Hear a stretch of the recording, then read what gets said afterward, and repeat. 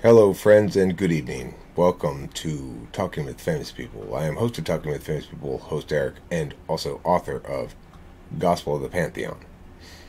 Tonight we shall read from chapter 8, entitled Elias Cork and the Church of Curtis. It was 100,000 million years ago. Things were really slow. Nobody else yet to show. Place the slabs below and plant them so the plan can start to go.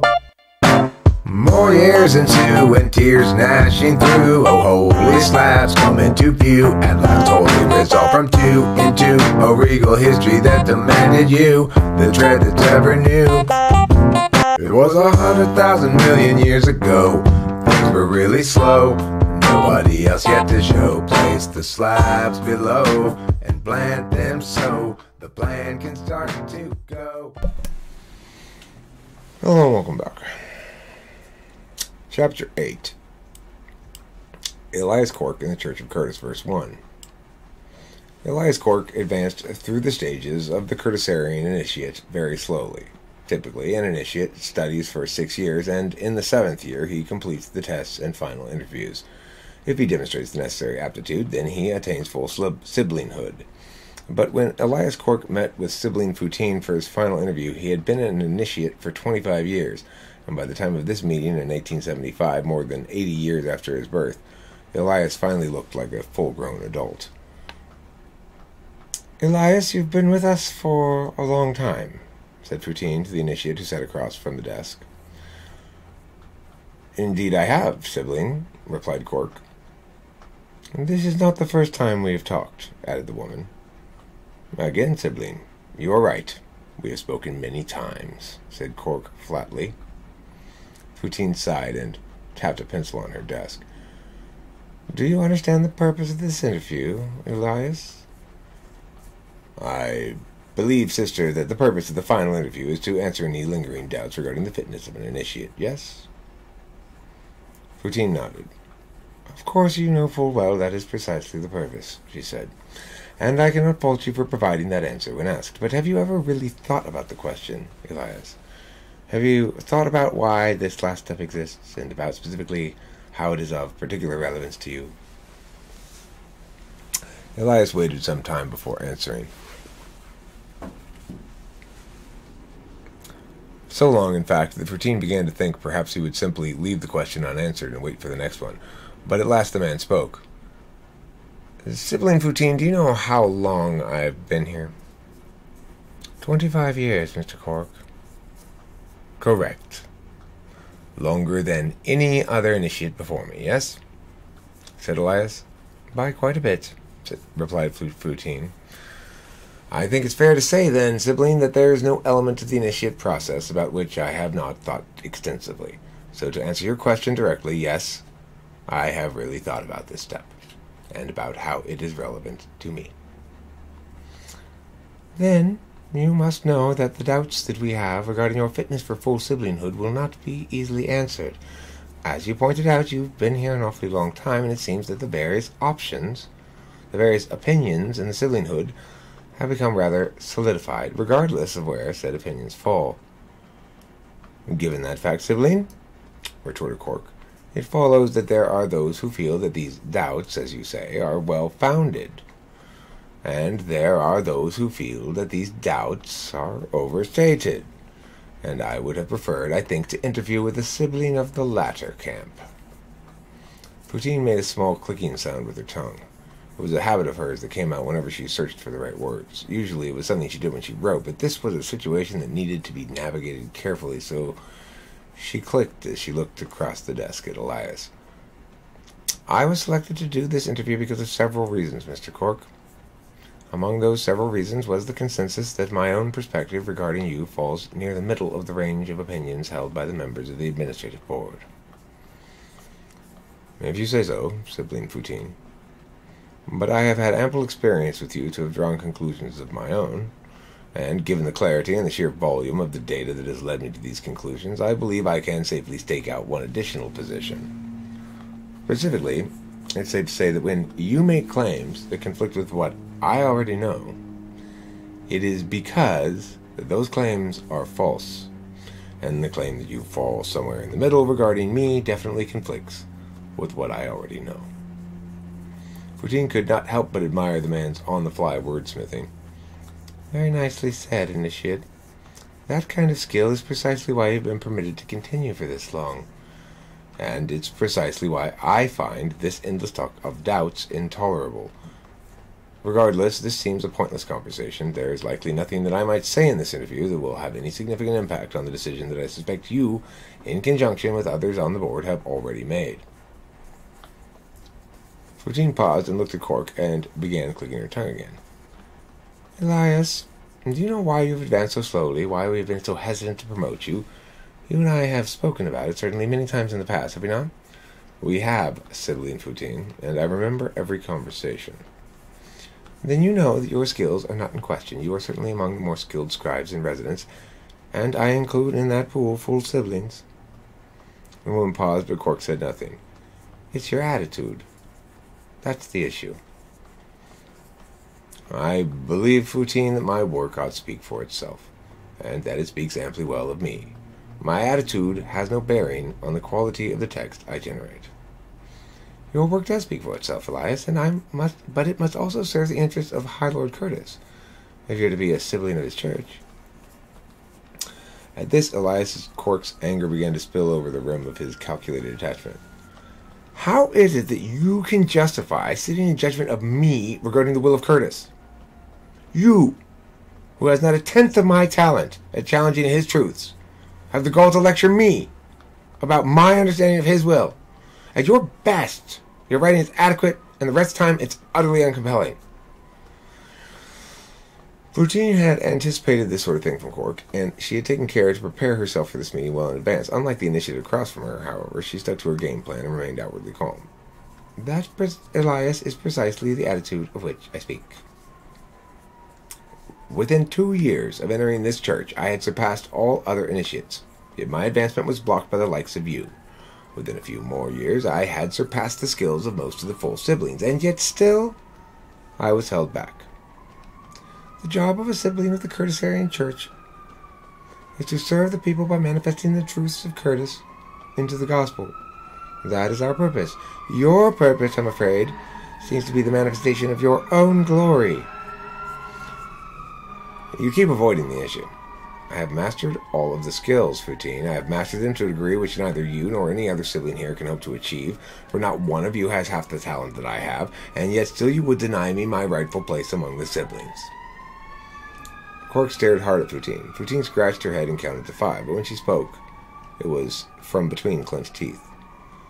There are 2 skills, Elias Cork, which we require every initiate to learn, that you have, in fact, not yet mastered. They are humility and grace. You have not the humility to understand that other siblings have done brilliant work that equals or surpasses the quality even of your own admittedly impressive text, and you have not the grace to hide that lack of understanding. Elias Cork glared across the desk at this woman that he so thoroughly despised. Foutine had been in his way for far too long, and one way or another she would know his wrath. Foutine settled back in her chair with a long sigh. You have great conviction about these matters, Elias. We Curtisarians have long taken it on faith that when a mortal channels immortal truth, he becomes less vulnerable to conviction. But because the matter about which you are so convinced is a matter specifically related to your own effectiveness at channeling such truths for you, the principle seems not to apply. For you, the channel seems to only strengthen your conviction. The distinction you make is absurd, countered Cork. You speak of faith as though it were desirable, and then in the next breath you condemn my own faith by calling it conviction. Well, that's just it.